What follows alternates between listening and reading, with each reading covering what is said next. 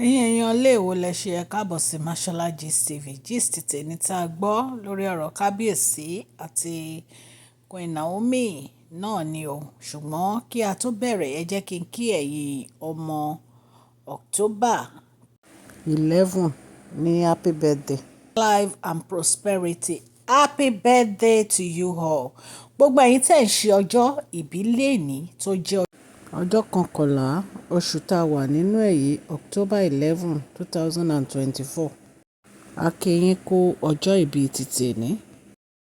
Number mo wish yín ní happy birthday láti iléeṣẹ́ Mashola Gist TV. Ẹ̀mí yín á ṣe púpọ̀ ọdún láyé o. Ìdùnnú, ayọ̀, àlàáfíà lẹ fi máa ṣe ọdún yìí àti ọdún tó tún pọ̀ tó tún pọ̀ lẹ́yìn èyí lẹ máa ṣe. Happy birthday to you all. Bí a ṣe gbọ́ wọn ní kábíyèsí pé Queen Naomi o wọn ni wọ́n sọ fún Queen Naomi pé àwọn fẹ́ kí Queen Naomi kan mú ọmọ àwọn ránṣẹ́ sí Nàìjíríà. Wọ́n ní kábíyèsí béèrè lọ́wọ́ Queen Naomi wípé kí ló dé tó jẹ́ pé Tadenikawo wípé wọn ò fi sílẹ̀ tí wọ́n fi mú lọ sí UK. Ṣé ẹ mọ̀ pé a sọ fún yín pé Queen Naomi ní Christian event èyí tí wọ́n lọ ní UK. In fact bí a ṣe gbọ́ gan wọ́n ní pé ó ti pẹ́ tó ti yẹ kí wọ́n lọ sí event yẹn. Wọ́n ní event yẹn dẹ̀ máa take 3 months. So ìgbà tí kábíyèsí wá gbọ́ pé 3 months ni event yìí máa take. Kábíyèsí wá ń bi Queen Naomi pé how long ni Queen Naomi wọ́n á fi wà ní Switzerland torí wọ́n ní tán bá ti kúrò ní UK wọ́n á lọ sí Switzerland. Ipe Switzerland gangan ni wọ́n ti máa ṣe event ní Queen Naomi wá ní 3 months ni. Náà wá ní ipe so báwo wá ní school Tadenikawo. Queen Naomi ní àwọn máa enroll Tadenikawo sí Switzerland. Wọ́n ní kábíyèsí ní láyéláyé ipe ọmọ àwọn ò ní lọ school ní ìlú òkèèrè. Wípé àwọn fún Queen Naomi ní 72 hours láti return ọmọ àwọn padà sí Nàìjíríà. Wípé àfi tó bá yẹ pé Queen Naomi ń wá pípọ́n ojú àwọn ni.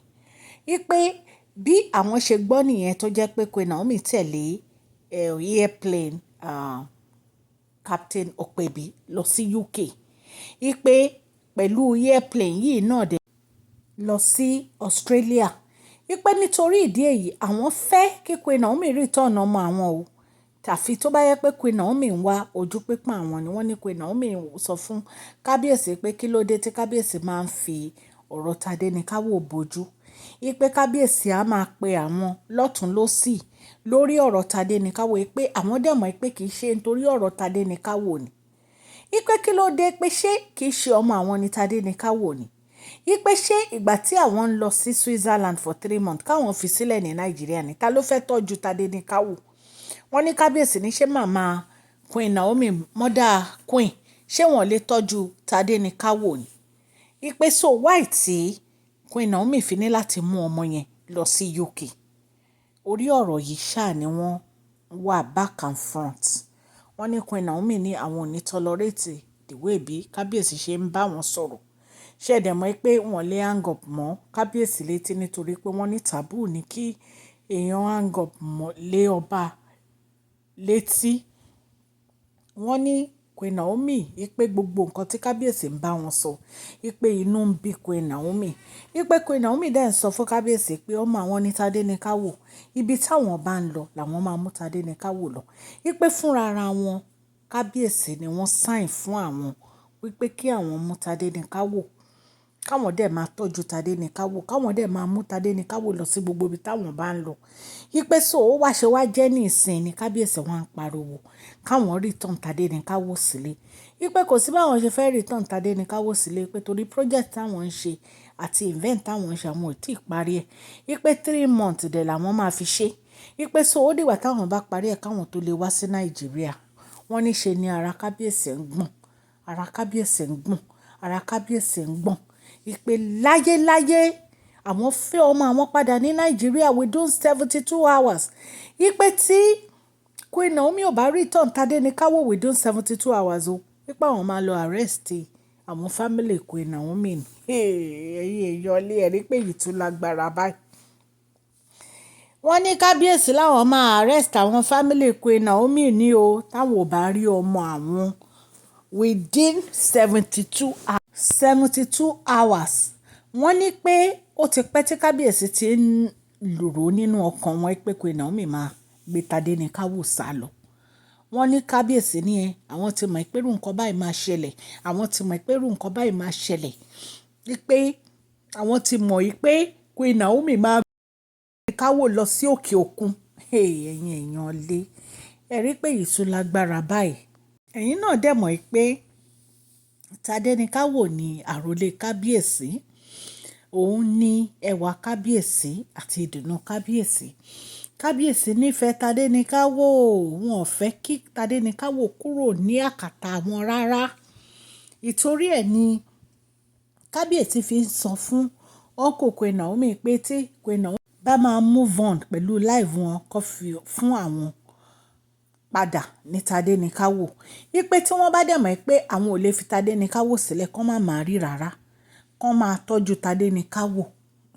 Wọ́n ní nǹkan tí kábíyèsí sọ fún uncle Queen Naomi ní pé uncle Queen Naomi ní báwo ni kábíyèsí ṣe máa sọrú ọ̀rọ̀ báyìí wípé kí Queen Naomi má máa rí rárá, kó máa tọ́jú Tadenikawo. Ẹ̀yin èèyàn lé nǹkan tá a gbọ́ nìyẹn o, tán ni kábíyèsí wọ́n sọ fún Queen Naomi. Àfi kí ọlọ́run elédùmarè ọba aláàánú kó ṣàánú Queen Naomi lórí ọ̀rọ̀ kábíyèsí. So bí a ṣe gbọ́ nìyẹn tán ní bàbá wèrè ńlá ní kí wọ́n dá ọmọ àwọn padà sí Nàìjíríà o, nítorí pé àwọn ò ní ever gba ọkùnrin kankan láàyè láti máa tọ́jú ọmọ àwọn. Àwọn ò dẹ̀ ní ever gba ọkùnrin kankan láàyè láti rẹ́gísítà ọmọ àwọn sí òkè òkun.